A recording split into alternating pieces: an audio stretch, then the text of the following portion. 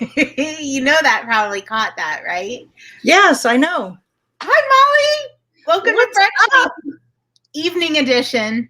Evening Yes. edition of Brunch Ladies. We call And it. I have something exciting to tell you. Oh gosh, I what? didn't tell you. It is episode 20. Shut up. Yeah, so that means like we're official. We've made it 20 episodes. Yeah. I know. Talk about a cause for celebration. I'm doing my 20 dance. This is how I used to dance when I was 20. Who would have imagined? My friends still laugh at me. That's like the running joke is that I never knew I did it. That I would always like use my fingers when I dance. You finger dance. Yeah, they said I always do that when I dance. Ooh, gosh, I had no idea. Yeah, I'm jumping right in because Jump in. I found, we didn't talk about this earlier, this box that's got old family stuff in it. And I wanted to show I don't know about this either, do I? No, because it's old family items and it's so cool, some of the stuff in here. So I just want to show. I've done no research on it. I know nothing, but I do know that there's some amazing bracelets in here that I don't know anything about, but I'm going to hold one up. And I'll have to put these, again, I'm going to have to photograph them. If you can hold it still for a second, let the camera focus. So for those of you who are listening on podcast, this is kind of like an antique. I don't know. I don't think it's gold. I don't think it's 14 karat, but it's very, what would you say? Art Nouveau? Yep. Mm-hmm. Art Nouveau style gold bracelet. And it's missing some stones, little itty bitty stones that are in here. But there's like jade, pearl, and a few others, coral, and there's heart shapes and rectangular shapes, but it's super cool. Wow. So I got to do a little research on that. So I want to show you that.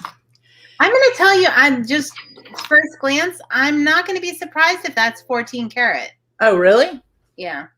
I need Avery. Yep. I need Avery, our tester, to test it. But there is some, I don't see any discoloration when I look at it, but there are some stamps in there. It might be. I don't have my thing to look at it. So there's this old ring that I think might be, yeah, this is 10K. It doesn't fit that finger, but I'm going to hold it up. So it's got an old amethyst and it's missing 2 diamonds. Oh, wow. And the amethyst is pretty worn. You know, it reminds me of like that sea glass, right? Because it's so worn, but it's missing 2 diamonds. But it clearly needs some cleaning and loving, but I'm curious about it. So these came down from my grandmother. So there's some pretty old things in here. And this brooch, which is so super cool. And for those of you on podcast, it's got like a little crescent shape with little tiny flowers. I really wish I could get this camera to zoom in. You know, as soon as you're done here, can you snap a photo and we'll put it up on our Instagram and Facebook so people can see? Yeah. Yes. So it's like a crescent shaped and there's itty bitty pearls and it's got these tiny little flowers in it. That is so sweet. Isn't it? Like, yes. It's so super cool. So there's other pieces which I can take pictures of, other brooches and things that are in here.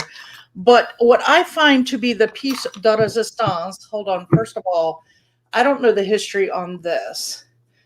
And I just can't fathom, although Poppy said she thought it might be real, is this big amethyst brooch. But look at this. This is engraved on the back. It is a brooch and it is a mourning brooch. So it has hair inside of it. It is gold. And engraved on the back, it's got the date 1883. So it is from 1883. And it looks like it's Mamie on it, engraved, the name Mamie. But there's engraving on the back. And it's got the old style hook clasp on it. Oh my goodness. But that is one of my ancestors' hair in there from 1883. Yeah. Crazy, I right? remember, like, I just fell in love with, so I went to the University of Scranton, but actually on the campus is the Lackawanna Historical Society. Okay. We would go in there and, look at different things. It was just fascinating. But anyway, the one thing that I had never known, and they had quite a few of them, were hair wreaths. Did we talk about this before? No, I don't think so. We had these intricate braided, like framed wreaths that were all deceased families' hair, and they were gorgeous. So we might get one. You have one? Well, Poppy's Aunt Judy, there was one that came through the family, but they're trying to find out the history first because the person who the hair wreath was made from was a nun. So they want to find out the history of what her history was, and if the church, the nunnery where she was before, would want it for historical purposes first. Oh, yeah. But nobody in the family wants it. Some of them are a little creeped out by the hair wreath. But I have to say, I was like, when I first saw them, I was, I was a little taken aback, a little creeped out, but it's kind of oddly cool. Yeah. It's oddly cool. Like, so anyway, after I did a little research, when Aunt Bonnie told me, Tiffany. Hi, Tiffany. Hi, Tiffany. When Aunt Bonnie showed me a picture and told me about it, I was kind of taken aback at first because I hadn't heard about it. This was just like a month and a half. Oh my gosh, really? And I just brought it up. That's so funny. You just brought it up. That's why I thought we had talked about it before. No, but when she shared this with me, I was kind of like, oh, I don't know. It was at Forrest's graduation party, and we were sitting out in the yard. Doug was playing, and so she shows me on the phone. I have pictures of it. Take a look, and I'm kind of like, wow, that's oddly fascinating. And she's like, well, Poppy doesn't want it. Nobody wants it. And I'm thinking, yeah, no, I wouldn't want that in my house either. But I started doing a little research while sitting in the yard on my phone. And I was like, wait a minute, there's actually a really cool history on these, and people do want them. So I like her idea of trying to retrace where this family member was. I don't know, do you call it a practicing nun? I don't know, but where the convent and church that she was. I think just a nun. I think you're just a nun. Yeah. A nun, practicing a nun as a nun. But anyway, I like that they're going to try to go that route first. But if they cannot, or the church is not interested, then she's going to come back to me. So we might get a hair wreath. So you know what my next question is, and I never looked, is there any monetary value in them? There is. Believe it or not, there is. Yes. That's why I told her I would be willing to do it if they decide that's the route they want to go, because there was some monetary value in the hair wreath. How about the brooch, the morning brooch? I have not looked up the morning brooch yet. Hold on. Where can I do this? This is one other bracelet I want to show you as we're on the hair thing. Is that beautiful? And this is gold with diamonds in it. Yeah. Wow. Is that a choker or? No, it's a bracelet. 'Tis a bracelet, darling. Whoops, flipped. So I'll have to put pictures of all this antique jewelry that came in my just quick and easy. Snap a photo of it all in the, what is it in? You said it's in a box?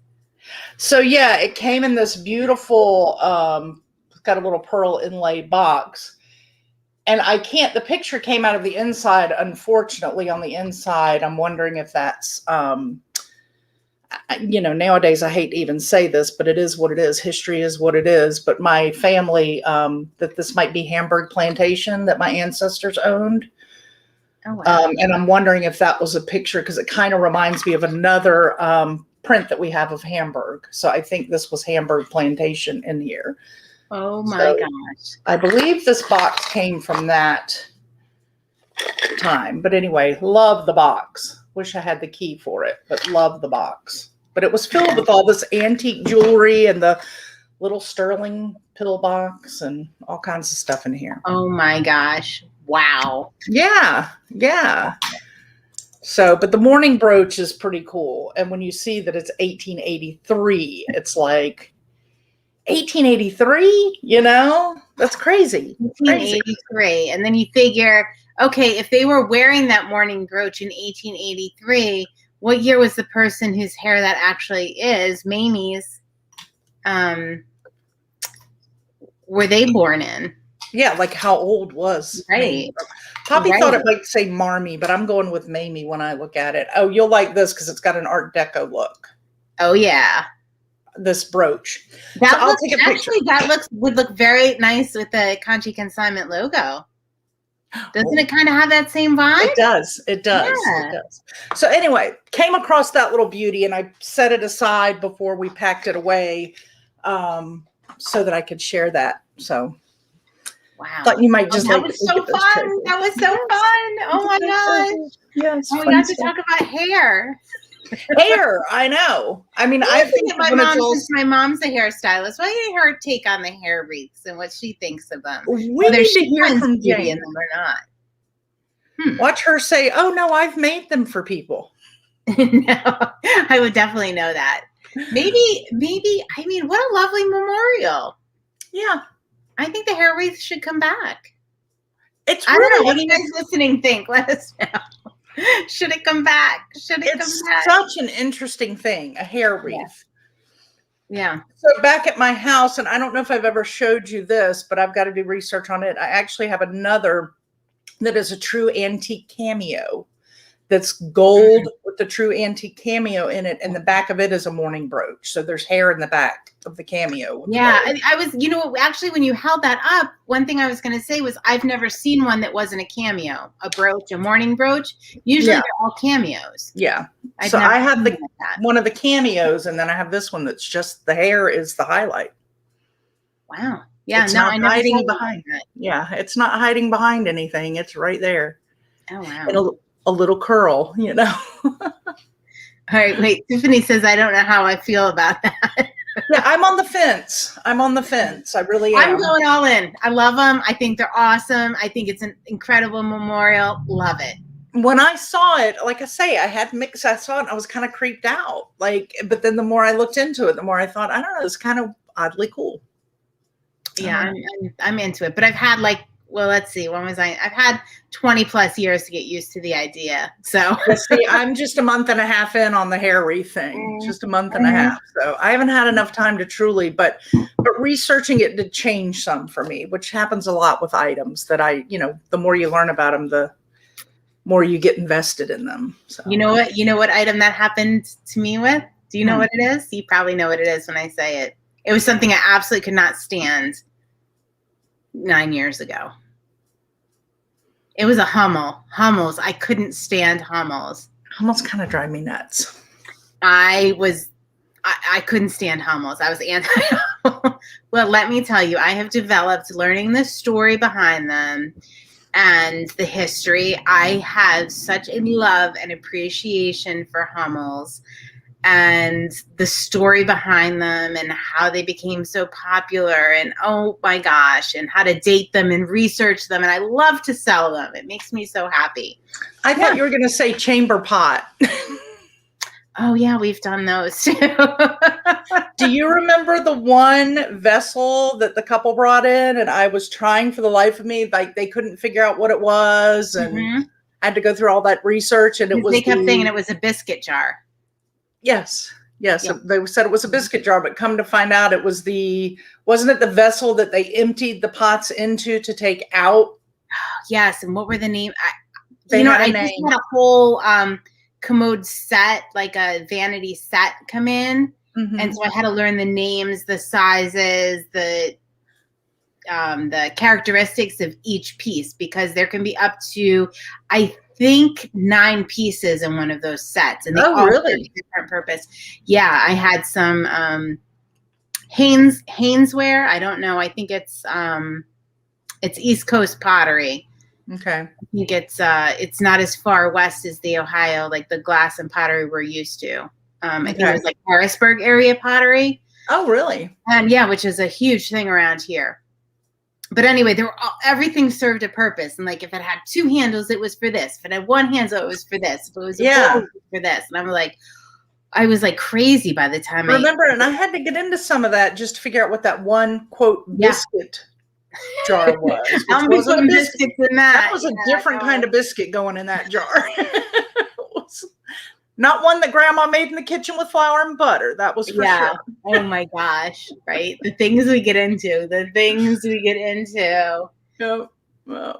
Too funny. Too funny. All right, Tiffany says, I think I can handle the brooch or pendant with a little bit of hair. Not sure about the wreath.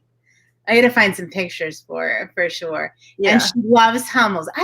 Tiffany actually bought one of our consigners Hummels. Yeah, I'm just not a Hummel person.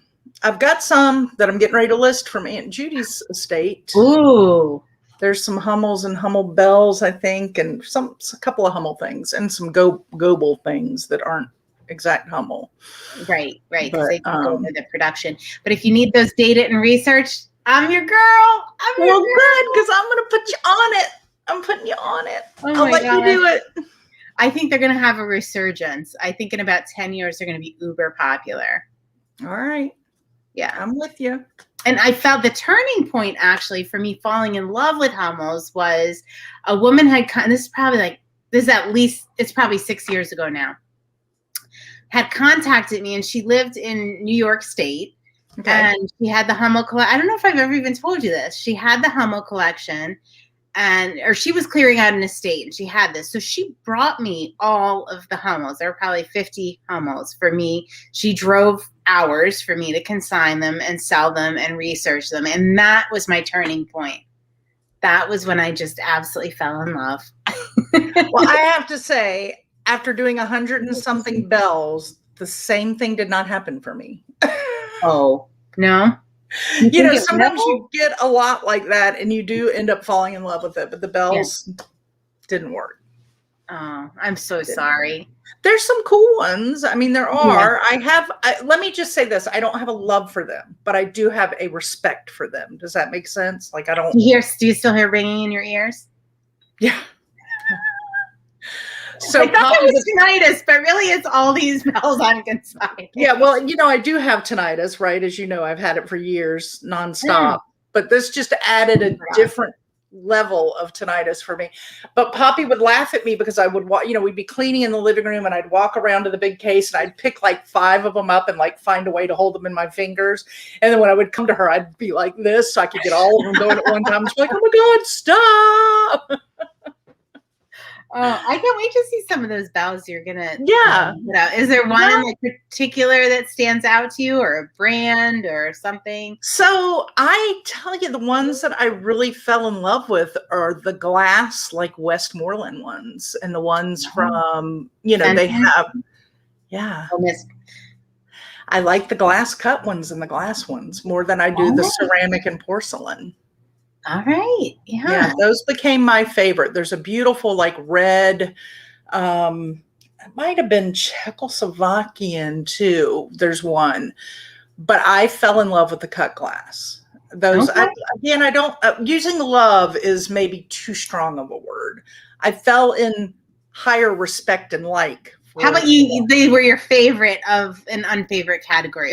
They were my favorite of an unfavorite category were the glass ones over the porcelain and all that. So, yeah.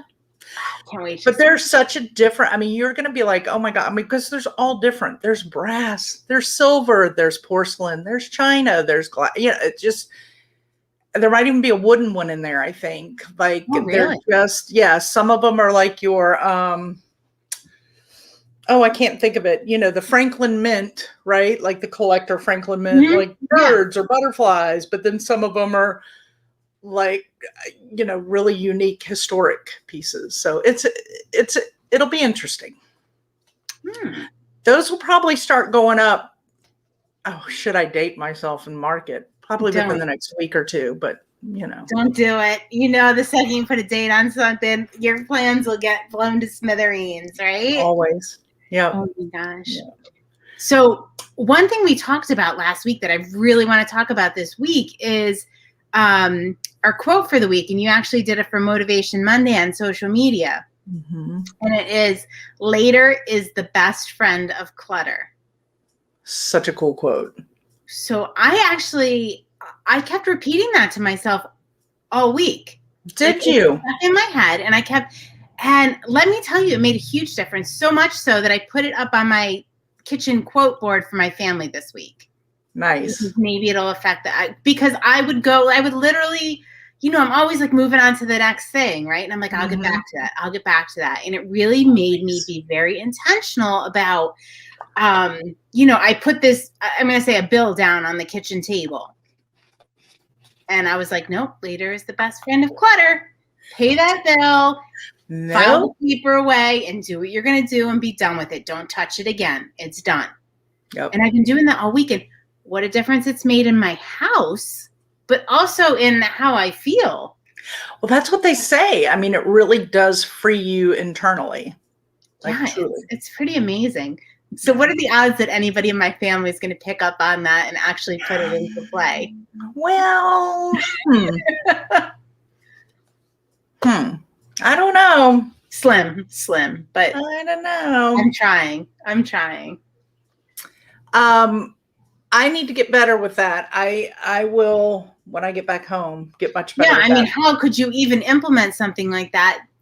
Being in the mom's house cleaning out an estate. What I am trying to do though is be more organized, because I mean it's a house full. Like Doug and Poppy. Yeah, you were saying, yeah. How are you going about this? People want to know. It's a process. It's definitely a process. I mean, this is a 2-story, 4-bedroom, house, so it's not little. Thank God it's not as big as the lake house. So she did downsize some, but the problem is, for her, she's the only living of her generation. So everything from her side of the family, and even my dad, a lot of my dad's side of the family came down to her. And of course, now guess who it goes down to? Yeah, me. Oh, yeah. So because I'm the only living next generation of that. So it all comes to me. So it's a lot of stuff. And in the beginning, I just would get overwhelmed. But what we started doing is we kind of sorted through and got through a lot of garbage first. I think that's a big thing, is my mom went well beyond the 7 years of holding things like your tax returns. And so we've done a lot of going through that, getting that bulk of paperwork stuff out of the way, which helps. What was that quote about organizing you read me today? Am I putting you on the spot, or can you remember it? Which one? It was like, if the freeing of the brain. The freeing of the mind. No, I think it had to do with the banana. Oh my gosh. Oh, that was so funny, about eating the banana with the peel. Yeah, it was like, if you don't declutter, if you don't throw stuff away, if you try to organize before, decluttering, it's like eating a banana with the peel. It's like eating a banana with a peel. Something like that. Yes. So that is, and that was before I read that quote. I did finally come to the conclusion, like, we have to get rid of some of the stuff, like the stuff we just know is out, just get it out. And so we started with that in the beginning, but I found, for me, the best way to go through an estate, and I could probably do like a small video on this, honestly. I cleared out my mother's room first. So the reason I did it that room first was because we had to move her into her new place. So the first thing after getting the paperwork done was we went through all of her stuff and got everything she wanted and needed and got it out. Oh, and then I turned her bedroom, after I cleaned it out to the bones, and literally cleaned it, like vacuumed and mopped and Swiffered and dusted and everything, and got it to just a clean box. Yeah. I made that everything estate sale. So I set up boxes and just put boxes along the wall. And no matter what room we were in, where we were doing, who was there helping, it could have been, and that was on the first floor, right? That's on the first floor. Yes. Okay. Nothing. I'm doing no work on the second floor, just getting that down. All the organizing and stuff we're doing to make it easy, all on the first floor. So that is the estate sale room. So what we've been doing is, as we go through, say, the kitchen, and somebody holds something up, I'll be like, estate sale, and they know what room to take it in. So in the front formal living room, which nobody uses, I made that the Greensboro room, meaning it's coming back home with us. Okay. So, and that's divided into two. We have the Greensboro eBay area, meaning it's going to be listed, Conshy Consignment, and we have the Greensboro family area, meaning we're hanging on to that. So I found that having those spots and putting those boxes out already marked with the Sharpie of what's going in it, and putting a bunch of boxes out with the Sharpie, right? Sorry, I didn't turn my notifications off. I forgot to silence my computer. The brunch ladies are real. We are real. And this is our life. All right. So I did it like that. And then I did, so I have the estate sale room and I have the keep room divided into two areas. Okay. And one of those also, one of the keep areas in the front room are a box of things that I'm hesitant to let go of because I'm not sure that mom isn't going to come back 2 months from now and say, do you know where my whatever is? Mm-hmm. And so there are some items like that that I really don't think she needs, and I don't want to take them over there, but I think I want to give her a chance. So Right. That's really, really smart. That is really smart. Yeah. So we're boxing those items in a box and marking them. And that way, if we don't hear, like I put like I told Nick, we need to do like a 2 to 3 month deadline. If she doesn't come back to us within that time asking for that item, then it's going to go into the either eBay sale or, attic sale. But that's how I've done it. So I have it all lined up. Everything's getting moved around. And then this week, because the estate sale is Saturday, I will, once the living room is finished, which is just a few more items, I'll start moving and lining up around the main living room all of the estate sale items, because we're going to have a big pricing party all week. I've got some neighbors and all coming to help just tag. So I'm going to have them in the room and just tag so they can go right out the door Saturday morning. Oh, I wish I could be there at that. I wish you could too. Fun. So, and I did call already. So, there's 3 things you got to look at. Well, there's several things you have to look at when going through an estate. What you want to sell yard sale, what you want to sell eBay, what you want to sell, or I shouldn't say what you want to consign. What do you want to That's consign? really the term I should be using, because I'm consigning them. Right. What items I want to consign, what items I want to sell in a yard sale. We're saying estate sale because it is an estate. What items we're keeping for the family. Oh, and I do have a family box of stuff that I'm going to give out to other family members. Mm-hmm. So you go through all that. But then the other thing I did, and I'm so glad they were available, is I found a local charity, Haven's Rest, and I set up an appointment for them. So when the estate sale is over at 12 o'clock, they're coming between 12 and 1 with their truck, and they take every single thing out that didn't sell in the estate sale. Wow. So that'll all get gone. And then the only thing left in the house at that point is the stuff that we're putting in the U-Haul to take back to Greensboro. But, wow. Mm-hmm. Now, will you leave the house staged for sale? No. Okay. No, this is not going to be a staged home. It is going to be a bones home. Bare to the bones. Yeah. Yeah. I mean, your mom is blessed to have you and somebody that's experienced in this matter that can handle this. Yeah. I mean, I think it does help a lot that I know and can pretty quickly determine, estate sale, consignment, let it go, get out, trash it, whatever. Sometimes that's the most challenging thing for people is when people have called me and said, I have an estate, I'm settling an estate. And usually I tell them, don't make any decisions. I said, sometimes the things that you think are worth a lot, like I'm going to use pressed glass or crystal, sometimes they're not worth anything. And sometimes that raggedy old vacuum cleaner in the corner of the basement is like a gold mine. Like you just can't tell by first glance. Like you need somebody that knows. That has experience. Yeah. And that's what I do. We're surprised sometimes. Oh, absolutely. Yeah. Absolutely. So we are able to help people through that. I mean, the last estate I did was I had them text me pictures. I did a walkthrough first, and I said, donate, and help them kind of do that.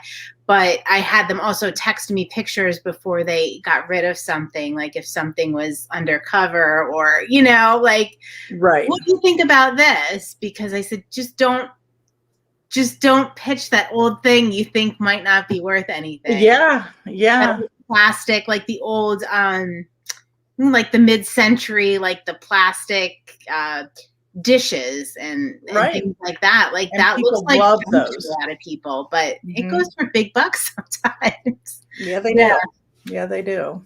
Yeah, it can be. So, it's it's a process, but I think it definitely is easier when you have the knowledge. It can go quicker, and it's nice because I have people in here helping, and they know, of course they would come to me because I'm the daughter anyway, but they also know what I do for a living and that I have the knowledge. So they'll come to me and just immediately ask, which room do you want this? Is this something you think you can, take to consignment? And I'm like, yep, put it in the consignment box. Yep. But, Wow. So, yeah, but I highly recommend the organizing spaces with boxes and pre-write on them and put them in categories, and go ahead and break them down into your three. Really, I think there's basically 3 categories with a few sub when you're breaking them up like that. But I think your first thing of like going through, and I think Peter Welsh also says like, and it's all too much, to get rid of the garbage first. Like, get rid of the garbage. Any of that extraneous stuff that's kind of cluttering up your mind or cluttering up your visual. Totally does. Yeah.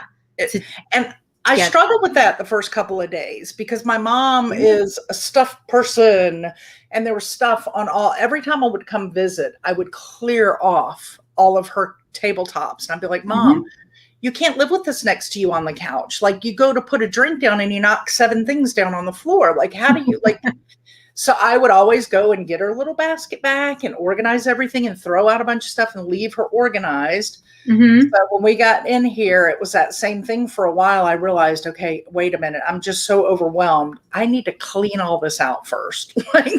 And then let me break it down and focus. I think that's key. I want to let me loose so I can go declutter now. Right? I know. I'm telling you, trouble in my house decluttering last week, but well, I'm on a roll now. I do at some point need a mental and physical break, but I'm on a roll now that I have plans for my own home.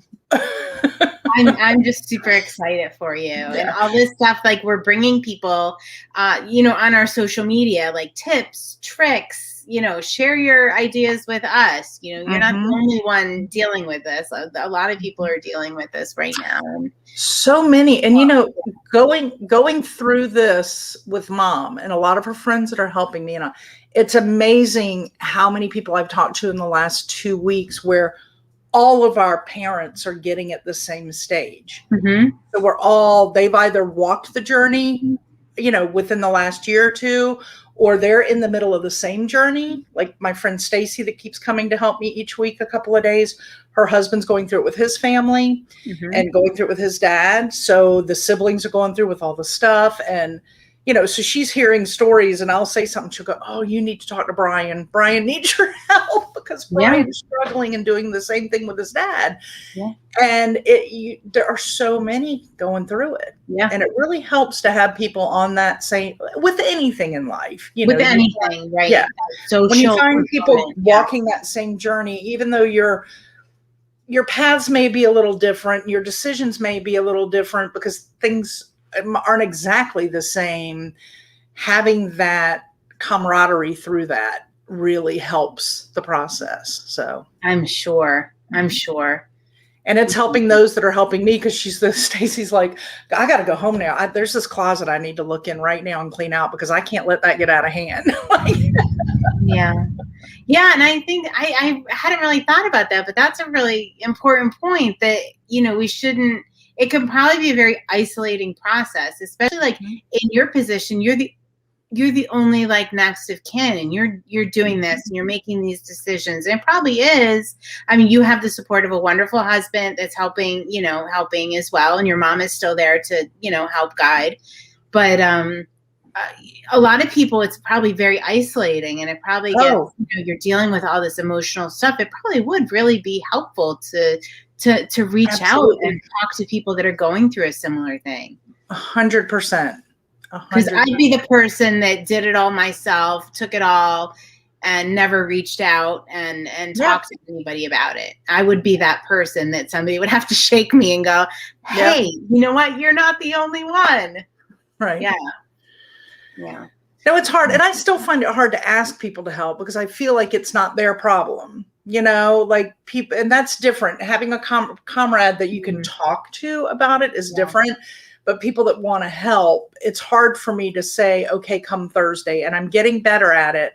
But I feel so like, I love that they want to help, but I feel like it's not your like it's my problem, but they truly want to help, and I have to let that go. If they didn't want to help, they wouldn't have offered. So I am trying to get better about remembering who said they wanted to help next week. Okay, let me call Catherine. Let me call Stacy. Like, can you come? Because they offer because they want to. But I always just have this feeling of guilty, like they really don't want to get into all this. Like, this isn't their problem. How many times have you said to a friend or an acquaintance like that you want to help and they never reach out to you? And over and over, like as that person, when somebody reaches out, like let's say if I say that to you, like, I really want to be able to help you, what can I do? I would love for you to reach out to me because it feels like I'm doing something and I'm doing something nice. It's appreciated. It does. I do have to say one thing I've learned. Although I'm sorry I haven't come to South Carolina. I know, because you were supposed to come. I know. Life gets in the way. It sucks. But one thing I found in my offering with stuff like this, that helps, like when I was, and we won't get into me caring for my friend Marisa a couple of years ago, because it was kind of that same when people offer help. After being on that end of it, one thing I've learned now when I want to offer help is to try to be more specific with the offer.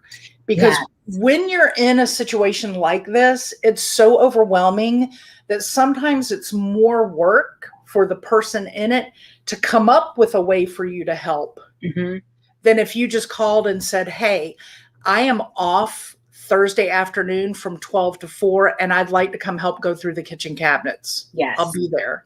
Yes. And if somebody called me with specifics, like I've got Bess down the road, her granddaughter cannot wait to come help me tag stuff. So I saw her Saturday and or last night, and I said, Ellis, you going to come? And she's like, I'm in drama camp in the morning. I go, well, come in the afternoon, tell your mama to call me and we'll figure out, and you come price away.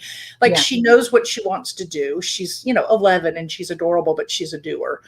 Yeah. But if you call, so that's my advice to the other end of you. If you've got somebody going through this, think of ways that you can help and offer specifics. Yeah, because it helps the person in the middle of it go, oh, okay, well, that's an easy enough thing to say. Yeah. Can you do that? Yeah. So smart. Yeah. So smart.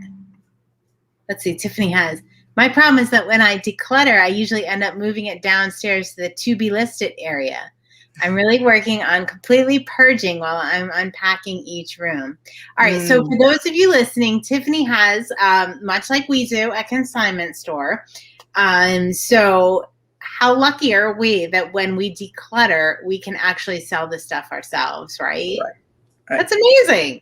It is. That's not a problem at all. No, it's not. Am I wrong? Not a problem at all. Not a problem at all. No, I do that when I clean my closet.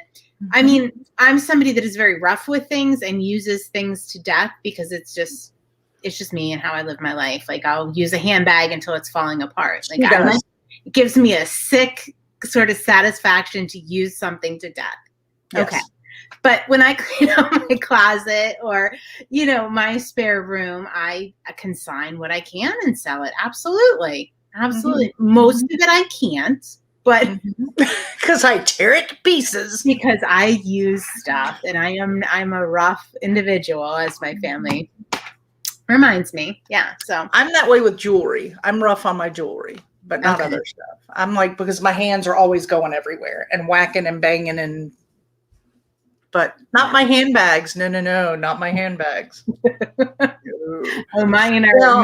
I'm very proud of mine. As I'm proud of my gray hair, I'm also proud of how beat up my handbags get because I've used them and I abuse them. You do. And they have stories to tell. Yeah. Well, I am excited going through this process of having this whole focus on making it advice and things to give to our Conshy Consignment community and continuing to talk about these things and the emotional and the mental and the wonderful process of decluttering and clearing and organizing. So yeah, and I mean, how amazing is it that you're taking this experience you're going through and finding the positive and helping other people that are going through it? I mean, that's pretty. Maybe we'll have to have like a support group. I think we should. It just adds more purpose to what I'm doing every day when I know that, oh, wait, let me write this down. This will be a good idea somebody else might benefit from. It's good to have purpose. It's good to have purpose. Oh, so, I'm filled with purpose right now in this house. So I have something to do with both of our helpers this week. So my son has decided his summer job is, I hear feedback. Do you? Nope. Okay. So anyway, I don't know if it's on my end, but my son has decided he's going to be my helper. This is going to be his summer job because he has lots of other responsibilities. So he's helping me out, and he's been incredible for the past 2 days. Hopefully it lasts. Very well. So we've been having a lot of fun and getting a lot done, getting through all those backlog of consignments we have. Sorry, consigners, we're doing our best. But the other fun helper thing I have has to do with Nick, your husband. What? So, yeah. So Avery and I yesterday, we went up to our favorite local consignment store, and one of the ladies that works in there were, very friendly, and she consigns with me. Like, we consign back and forth. She's awesome. So anyway, she's like, "Oh, I watch your Facebook Live resale therapies every week, but I'm not on Facebook. And I want to know if this item is still available, blah, blah, blah." And I was like, all right, well, here's how you do it. The items are available at their lowest price for 6 days after we do the Facebook Live. Just, it's on our website, check out Resale Therapy. So I got her the links and everything. And then I said, oh, yeah. And my friend Molly usually does it with me. And she's like, oh, my gosh, she's so cute. And she has that guy that helps her, right? That guy. He shows stuff and he has his own pics. And I was like, that's her husband, Nick. Nick's pics. Yeah, I guess. All right. So next time they come up to visit, I'll have Nick visit too. Oh. So I thought that was really cute. Like, she recognized it from Nick's pics. Yeah. I love that. He'll love that. Yeah. Do I need to tell him that and feed that? I think so. Yeah. You know how he likes to pop in, like he thinks he owns, So what are we working on this week? He'll say. What are we doing in Conshy Consignment this week? Well, he has a little fan club. He has a little fan club. And how funny is that? Like, you never know who's watching you, right? Because she's not on Facebook, but she can still watch the videos after them. Like, she can't watch them live because she doesn't do social media. Right. She goes on Google and she looks up our videos and she watches them after the fact. All right. And she's a Nick fan. Well, we're due another Nick's pick, but the problem is Molly hasn't been there enough to do a Nick's pick yet. Yep. Hopefully in 2 weeks we'll be back in action with that. And look, Tiffany said, Andrew left town for a week today. I'm all alone, so you guys are great company this evening. Well, I guess it's a good thing we did an evening brunch, ladies. Yes. Yeah. Absolutely. Well, I'll have to let Nick know when he gets back from his run that he's building a fan base. I know. So he's got to get back in action. Yeah. I got to get back in action. Are you kidding me? I know, but you're just contributing so much doing what you're doing now that it's amazing. Well, my hope is I'll be back full on resale therapy after this week. That's my hope. Knock on wood. I can't wait to have you back. I'm happy that you can focus on what you need to focus on there, but I miss you terribly on resale. I miss it. I want to go back to whatever the new norm is. I want to. So I'm ready. We'll be there for you. Well, this has been an awesome episode 20, I have to say. We were going to try to keep it to 20 minutes. And what are we at? Like 43 now? 44. Because we always have so much to talk about. Sorry. Life is busy. What can you say? Well, and we don't talk as much right now as we used to. Yeah, true. I'll take pictures of the jewelry so we can get that out there. Oh, yeah, just send me a snapshot. I'll post it up there for you so our Facebook people and Instagram people can see what we were dangling in front of the camera. Yes, I will do that now. All right. Thanks, Molly. Well, have a good week. And I will talk to you. Well, actually, next Sunday. We'll figure it out. All right. Love ya. Love you. Bye. Bye.